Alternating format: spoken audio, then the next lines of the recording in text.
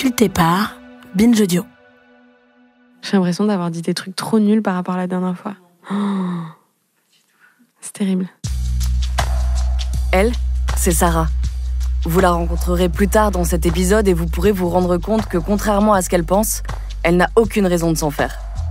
C'est Sarah, mais ça aurait pu être Laetitia, Souria, Catherine ou même moi, au moment où je doutais sur cette série et sur cet épisode en particulier. Pourtant, les questions de genre et de diversité, je connais. C'est mon domaine d'expertise. Alors pourquoi les femmes interviewées pour ce podcast doutent ? Pourquoi elles se reprennent alors que les hommes s'affirment ? Pourquoi elles s'inquiètent du montage et du son de leur voix ? Peut-être parce qu'on leur a fait comprendre pendant des années que la musique c'était un truc de mec. Que quand on s'adressait finalement à elles, c'était pour leur demander ce qu'elles faisaient là ou si elles avaient besoin d'aide pour brancher leur câble. Peut-être parce qu'elles ont dû faire leurs preuves 2 fois plus pour montrer qu'elles savent jouer, mixer, organiser et booker. Aujourd'hui, et même si elles restent moins nombreuses, elles ont les pieds bien ancrés dans la musique en Belgique. Décidées à faire de la place pour les suivantes et à réinventer les codes.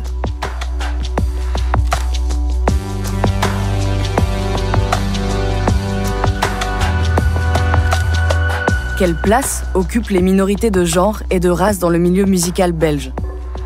Et puis c'est quoi déjà une minorité ?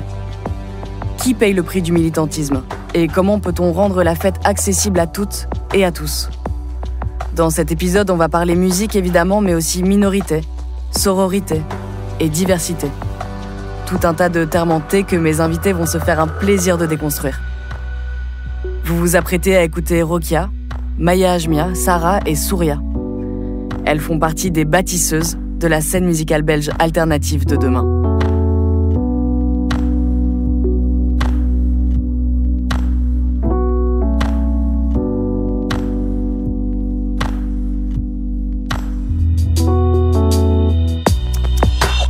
Ça vous est déjà arrivé de douter ? Vous avez déjà eu peur de ne pas être à votre place ? De ne pas être légitime ? Si vous êtes une femme, si vous êtes une personne racisée, bref, si vous vous éloignez de ce qu'on appelle la norme, ça vous est arrivé plus qu'à d'autres. Ce sont les statistiques qui le disent. Souria Chorfi est la fondatrice de Psst Mademoiselle, une plateforme féministe intersectionnelle qui s'est donnée pour mission de rendre les femmes plus visibles dans la musique. Depuis 2018, avec son collectif, elle organise des concerts, expos, ateliers et conférences. Ce sentiment d'illégitimité, Souria le connaît. Il y a un truc qui est étudié qui s'appelle le Minority Complex qui clairement définit le fait qu'en tant que personne qui a grandi au sein d'une minorité, on t'a toujours dit que tu allais devoir travailler plus pour avoir les mêmes retombées ou les mêmes droits qu'une personne blanche. Et je pense qu'il y a clairement de ça. Moi, je sais que c'est un peu les discours que j'ai entendus de mon père.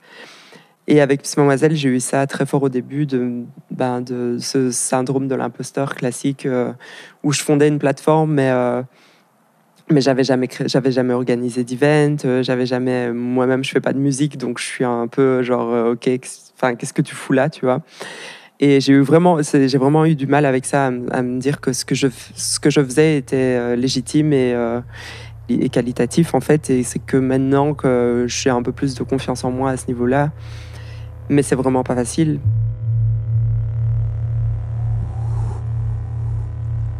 Si vous ne connaissiez pas le Minority Complex, vous avez peut-être déjà entendu parler du syndrome de l'imposture. Oui, on a choisi de dire imposture plutôt qu'imposteur. On aurait aussi pu dire impostrice puisque ce syndrome touche majoritairement les femmes. Vous vous souvenez de Sarah au début de l'épisode ? Son nom complet est Sarah Boitous. Elle est coordinatrice de la plateforme publique Civias. Lancée en 2019, la structure veut informer sur les inégalités de genre et impulser plus de diversité dans le secteur de la musique en Fédération Wallonie-Bruxelles. Comme si ça ne suffisait pas, Sarah coordonne le volet belge de MEWEM, un programme de mentorat européen entre femmes dans la musique. Elles ont travaillé entre autres sur le syndrome de l'imposture. En 2021, c'était la première édition de MEWEM en Belgique. Pendant 1 an, 10 mentors ont accompagné 10 mentorés. Toutes les femmes que j'ai contactées pour leur proposer d'être mentor ont toutes été hyper partantes pour participer au programme. La seule contrainte qui pouvait être pour elles, c'était celle du manque de temps. Mais en soi, l'envie était là. Et ça, c'était vraiment chouette à voir. Je pense qu'il y a l'envie d'aider d'autres femmes, surtout quand on sait que nous-mêmes, on n'a pas reçu l'aide nécessaire.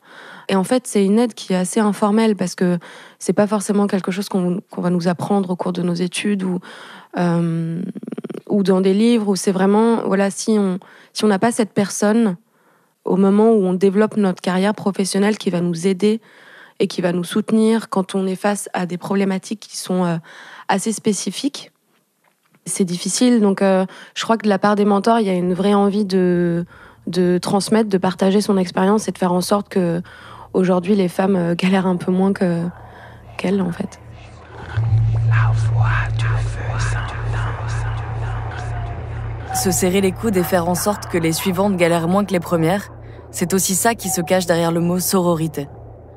Mewem a aidé à créer un réseau de femmes qui manquait au sein de la scène musicale belge. Ce programme n'existait pas quand Maya Ajmia Zalama s'est lancée.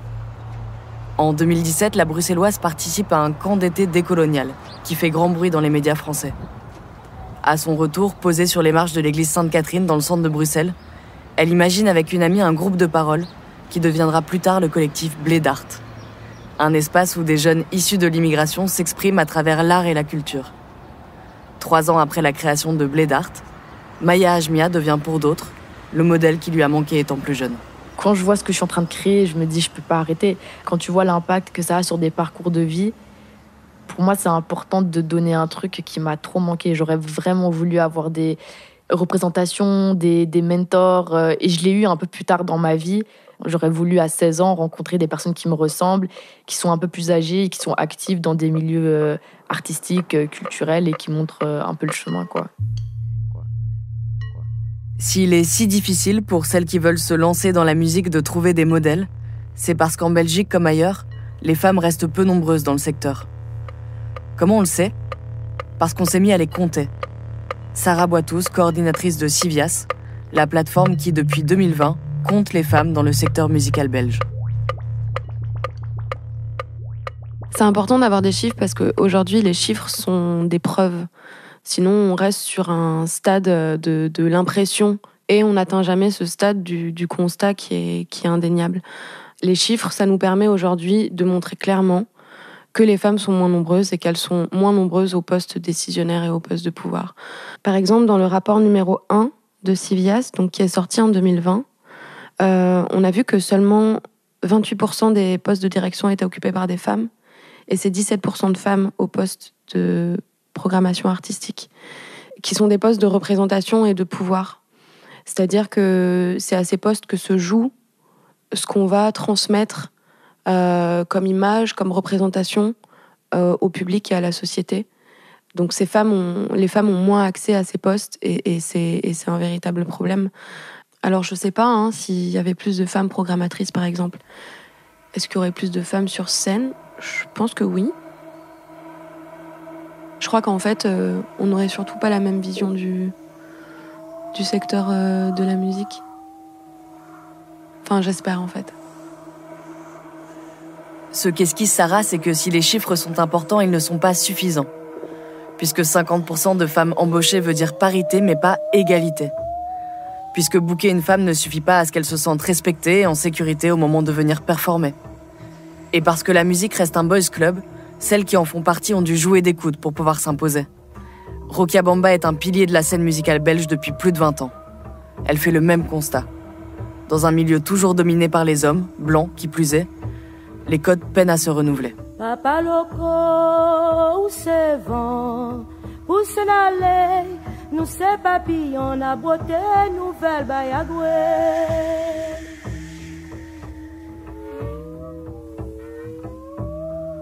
Papa loco, où c'est vent, où pousse l'allée, nous c'est papillon, la beauté nouvelle bayagoué.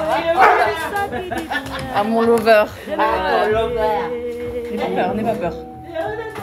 Tu l'as montré que t'es aussi bonne qu'un mec. et la vision des femmes dans un métier, entre guillemets, d'homme. C'est vraiment une histoire de celui qui pisse plus loin, quoi. Eux, je pense que les mecs se sentent menacés dans leur profession et dans certaines professions. Et ah oui, mais tu mixes avec quoi? Ah mais oui, mais tu veux que je mette tes câbles ou qui te posent même pas la question et qui prennent tes câbles et qui les mettent, quoi, tu vois. Et tu fais, mais non, tu touches pas. Y a des gens qui te demandent ta playlist avant que tu mixes. Enfin, tu vois, des trucs comme ça et tu te dis, mais ça va ou quoi? Enfin, est-ce que tu le ferais? Ou encore pire, c'est des questions que j'ai eues et que Fatou aussi a eu, c'est du genre, mais ah oui, t'es là, et qui garde l'enfant? Enfin, et toi, tu dis, mais qui garde tes enfants à toi? Vous l'entendez, cette répartie? Rokia Bamba, c'est le respect qui s'impose après quelques mots, un éclat de rire et 2-3 punchlines bien placées. Elle l'admet, pour elle, plus besoin de faire ses preuves, ni d'essuyer des remarques déplacées. Mais ça n'a pas toujours été le cas. Ce qui fait la différence aujourd'hui, selon elle, c'est sa notoriété. Rokia Bamba, tout le monde connaît, tu vois, ce nom circule. Et grâce à ça, t'arrives à un niveau où les mecs vont pas commencer à te faire chier comme si t'étais une débutante. Ils voient que tu l'es pas. Vu que moi, j'étais une des premières à avoir créé une émission de soul, funk, R&B à Radio Campus, ça a été déjà dur de pouvoir la mettre en place, vu qu'on était 2 nanas à l'époque, 2 nanas noires en plus. Radio Campus, à l'époque, avait du mal à nous faire confiance. Les clichés liés au hip-hop étaient vraiment très dominantes. Et ils avaient l'impression que ça allait faire le bordel et qu'on n'allait pas pouvoir tenir les groupes qu'on accueillait. Et donc, du coup, ce qu'on a fait intelligemment, c'est qu'on a dit qu'on allait tout simplement faire du funk, soul, R&B, et puis on a gommé le hip-hop. Et une fois qu'on a fait une émission 0, ils ont dit oui. Et donc après, on a amené le hip-hop. donc voilà. Donc ils n'avaient pas le choix. Le fait qu'on était une des premières émissions qui s'appelle Full Mix, tout le milieu hip-hop me connaissait déjà à partir de là. Donc j'ai eu Stromae, qui s'appelait Maestro à l'époque. CNN est venu dans Full Mix. Il y avait Accro aussi. Il y avait Lefto qui est venu. C'est pour te dire que cette crédibilité s'est construite au fur et à mesure que j'avançais. Alors les gens me disent « Ah, mais c'est toi, qui a ?» Oui, c'est moi. Et il y a l'âge aussi. Donc 47 ans, ils se disent « Ouais, c'est la maman, quoi. » Tu vois ? Donc il y a ce respect-là dans le milieu. Et il y a cette crédibilité. Ça, c'est, je veux dire, qui se construit au fur et à mesure et qui apparaît maintenant. La femme noire est assaillie dès son âge tendre par ces forces communes de la nature, en même temps qu'elle est prise entre les triples feux croisés du préjudice masculin, de l'illogique haine blanche et de l'absence de pouvoir noir. Black History Month, Belgium. Mais alors comment on fait quand on débarque et qu'on n'a pas 20 ans d'ancienneté ? Comment on occupe la scène en tant que femme et plus encore que femme racisée ? Il est vrai que ces dernières années, on a vu les choses évoluer. Un peu. Les questions de genre et de diversité ont fait leur entrée dans le débat public. On en fait même des podcasts. Dans la culture et sous l'impulsion du mouvement MeToo, quelques têtes sont tombées. En 2015, le site 99 Scènes crée le buzz en partageant les affiches de 13 festivals, tronqués de leurs artistes masculins. Résultat, sur les line-up de Coachella, Rock en scène, le Printemps de Bourges ou les Eurokéennes, quelques malheureux noms se battaient en duel. En moyenne, on comptait moins de 20% d'artistes femmes programmés. Si l'on peut dire assez sereinement que depuis 2015, les choses ont changé, la dynamique a-t-elle vraiment évolué ? Souria, de Psst Mademoiselle. On voit plus rarement des line-up avec que des mecs blancs maintenant, parce que je pense que les gens ont juste peur de se faire call-out sur Insta ou sur les réseaux. Mais comme tu dis, c'est vraiment juste se dire « Ah bah oui, mais ça c'est fait, check ». Et c'est un peu au pif parfois, parce que je vois des line-up super maladroits aussi, où on a mis une meuf là qui... Ok, mais ça matche même pas. comme s'il n'y avait pas assez en fait d'artistes et qu'il fallait juste fill the gap, tu vois. C'est cet effort qui est fait au niveau de la représentation et des line-up. C'est bien joli, mais si quand une meuf vient jouer, elle est pas bien accueillie, qu'elle a droit à des remarques sexistes, que le technicien va lui expliquer son job comme si elle savait pas brancher des câbles. Enfin, tous ces trucs-là, c'est un travail de fond. Enfin, c'est vraiment genre, faut éduquer le staff. C'est pas uniquement mettre 2 meufs sur votre line-up, quoi.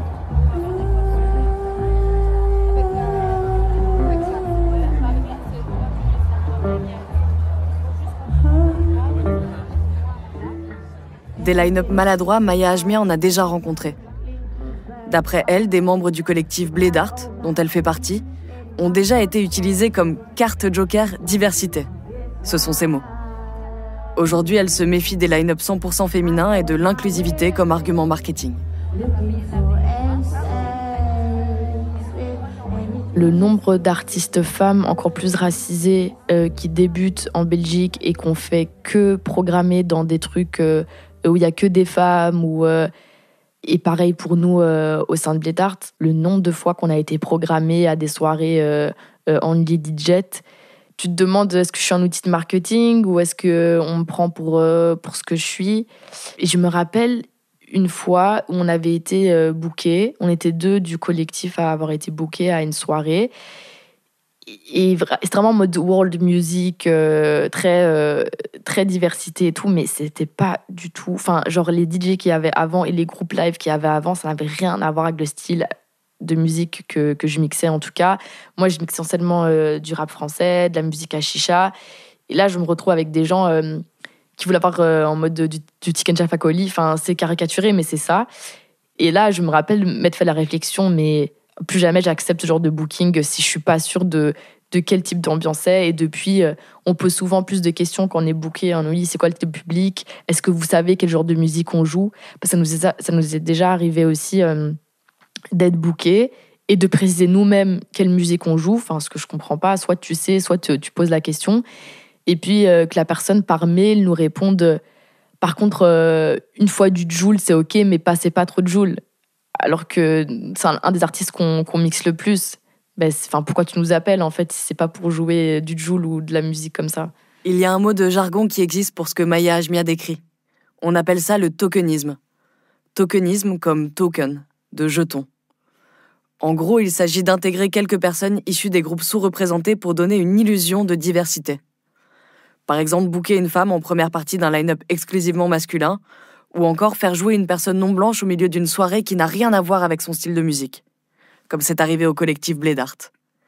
On donne une impression de diversité sans faire bouger les choses en profondeur. Et tant qu'on y est, est-ce qu'on peut en parler de ce terme, diversité? Ça a été compliqué de trouver les bons mots pour cet épisode. Toutes les personnes interrogées se questionnent aussi sur les termes à employer et ceux à éviter. Souria, par exemple, préfère parler de groupes sous-représentés, plutôt que de minorités. Quant au terme diversité, Sarah Boitous de la plateforme Civias et du programme de mentorat MEWEM préfère l'éviter. Quand on promeut ou quand on favorise la diversité, c'est alors accepter qu'il y a une norme et que cette diversité, c'est des gens qui sont un peu à côté de la norme. Et c'est cette norme qui pose un problème. C'est pas la diversité qu'il faut augmenter, entre guillemets. Donc c'est un terme qui est un peu étrange. Puis diversité de quoi, en fait? En fait, il n'y a pas un manque de diversité. La diversité est partout, effectivement, dans la société. C'est juste qu'elle n'est pas visible ou moins présente à des postes où la norme domine. Mais il n'y a pas un manque de diversité. Et donc, il ne devrait même pas y avoir une nécessité de favoriser cette diversité. Peut-être qu'on peut voir ça dans l'autre sens. C'est-à-dire que plutôt que de toujours dire, voilà, il faut qu'il y ait 50% de personnes discriminées ou de minorités, c'est-à-dire c'est comme si on leur demandait à toutes ces personnes-là qu'on considère un peu comme différentes et comme autres de se serrer bien fort là dans ce 50%. En fait, peut-être qu'il faut pas passer par là, mais plutôt se dire, ok, on va voir ce qui cloche dans cette norme blanche, cis, hétérosexuelle qui forment cet autre 50%. Et est-ce que c'est pas ça plutôt qu'il faut déconstruire plutôt que d'aller chercher absolument de la minorité pour remplir ce quota des 50%. Enfin, je sais pas, je me dis qu'il y a peut-être un truc à twister en fait.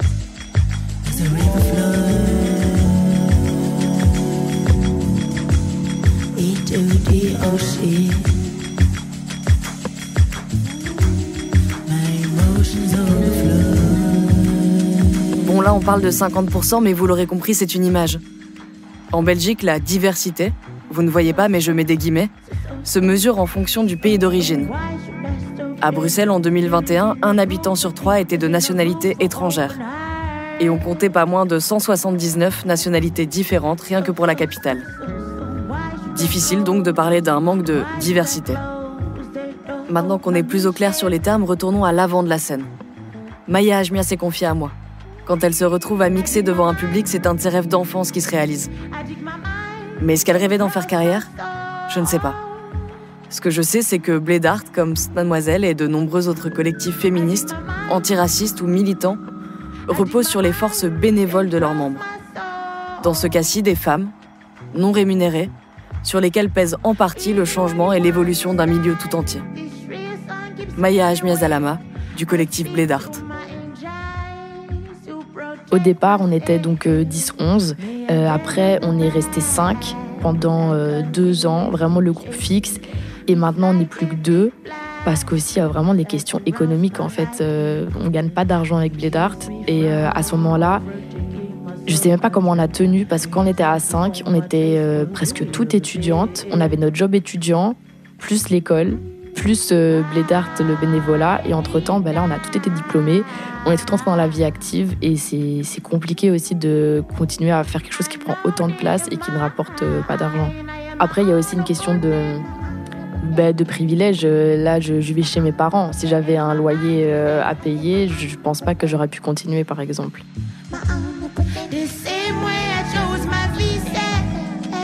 Moi, je me paye pas avec Mademoiselle. Souria, de Mademoiselle. Par contre, j'ai mon boulot à côté qui fait que j'en dépends pas financièrement et ça, c'est un luxe et c'est pour ça que je peux le faire. Clairement, il y a une stabilité à côté qui me le permet. Après, surtout quand j'étais toute seule, c'est c'est une charge mentale super lourde de te dire que tu as ton boulot qui est clairement exigeant et qui se limite pas à un 9 to 5. Et puis, en plus de ça, avoir ton projet à côté, avoir la sensation de pas avancer, d'avoir une to-do qui n'en finit pas, de trucs administratifs de l'enfer. Tu sais plus où donner de la tête et tu te sens dépassé, quoi. Et de pas se payer, parfois, ça peut être frustrant. En tout cas, avec Mademoiselle, on a toujours mis un point d'honneur à bien rémunérer les gens parce que ça sert à rien de mettre des meufs en avant sur scène si après elles sont mal payées. Parce que c'est pas parce que moi je me m'étais pas payée jusqu'ici que j'ai envie de tirer d'autres gens dans ma galère et de dire vous venez, c'est comme ça, on se paye pas. Et je pense que il y a ce truc de se dire oui, mais je fais ça parce que c'est important et je me paye pas, et de faire un peu les super-héros. Mais en fait, c'est pas hyper sain, quoi. Il faut être honnête avec soi-même et tout travail mérite salaire, en fait. Donc, si on l'exige pour d'autres personnes, il faut savoir l'exiger pour soi-même.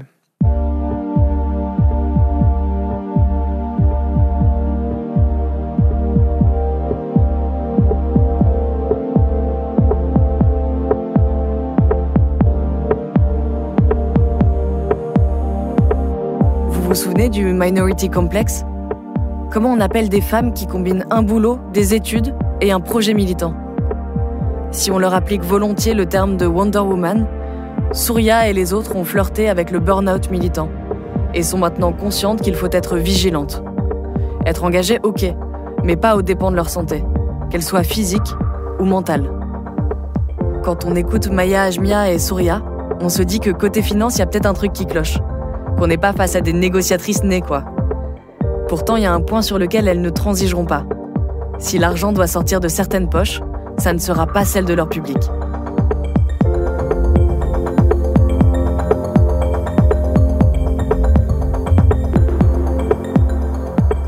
Que ce soit accessible d'un point de vue budget, quoi, parce que c'est une raison pour laquelle les gens n'ont pas accès à la culture, c'est aussi parce que c'est un truc vachement privilégié au final. Souria Chorfi, de Mademoiselle.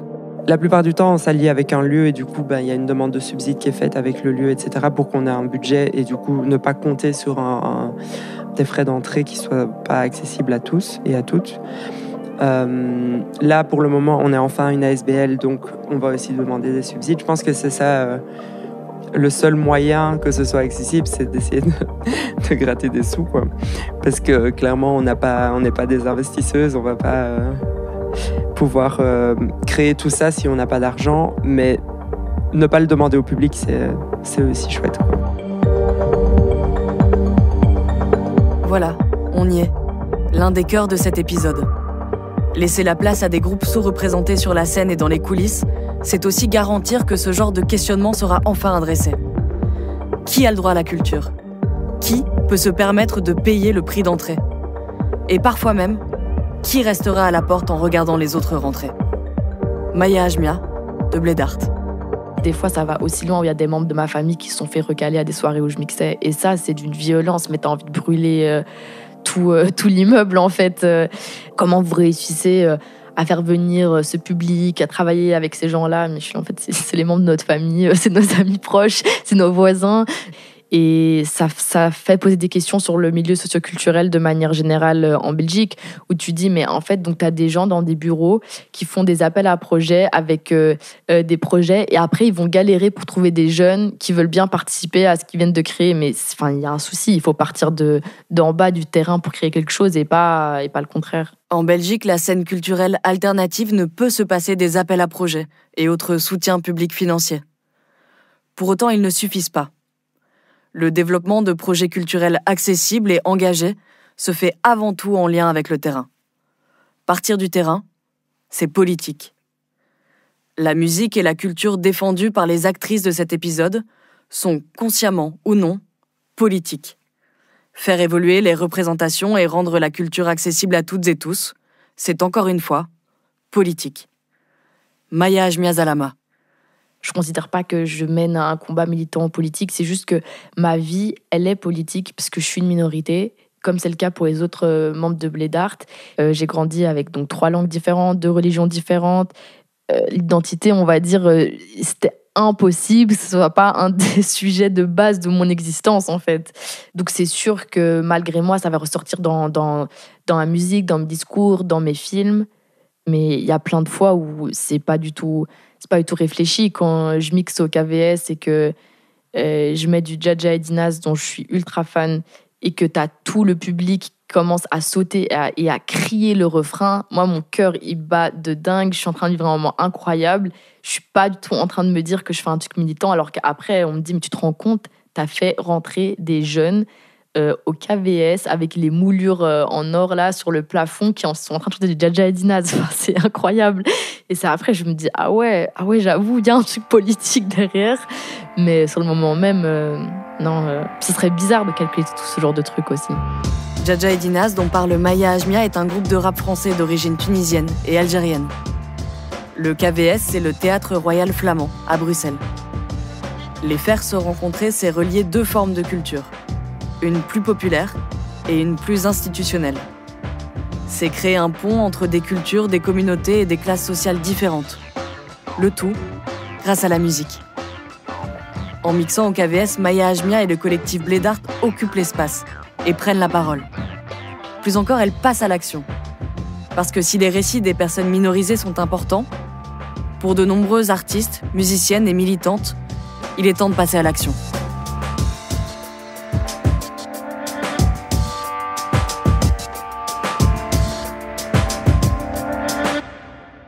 Et qu'est-ce qu'on fait ? Rokia Bamba, DJ et compositrice sonore pour les musées coloniaux. Mais nous, on perd du temps à expliquer les faits, au lieu de perdre du temps à essayer de trouver des solutions. Et c'est là où je me dis maintenant, il faut agir.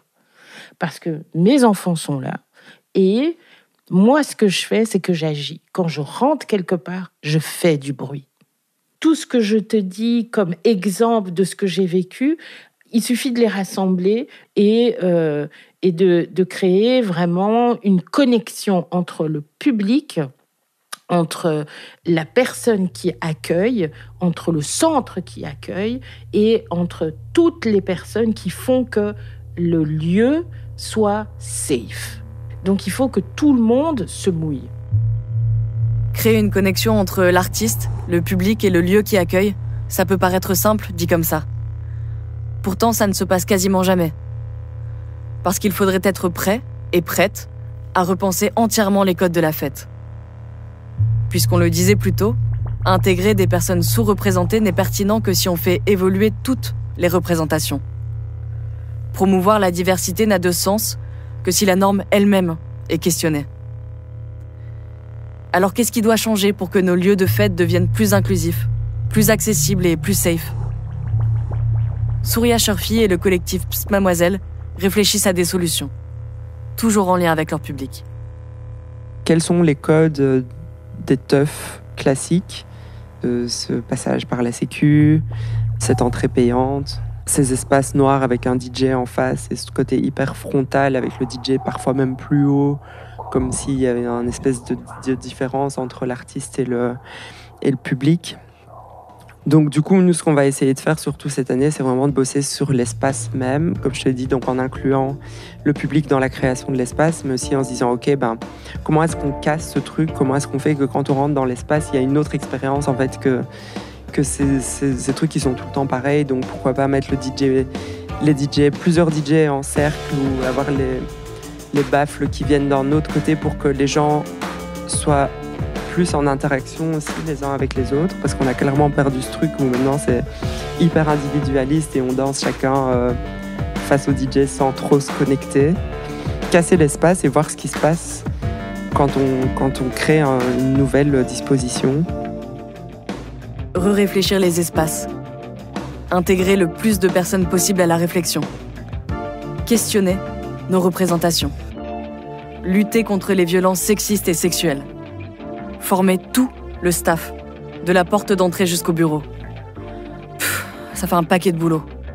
Mais on n'a jamais dit que ce serait simple. On a simplement dit que ce serait mieux. Et que si la culture se targue d'être un lieu de tolérance et d'ouverture, il est temps qu'elle le devienne. Ce qui devrait nous rassurer, c'est qu'on dispose de la meilleure des armes pour y arriver.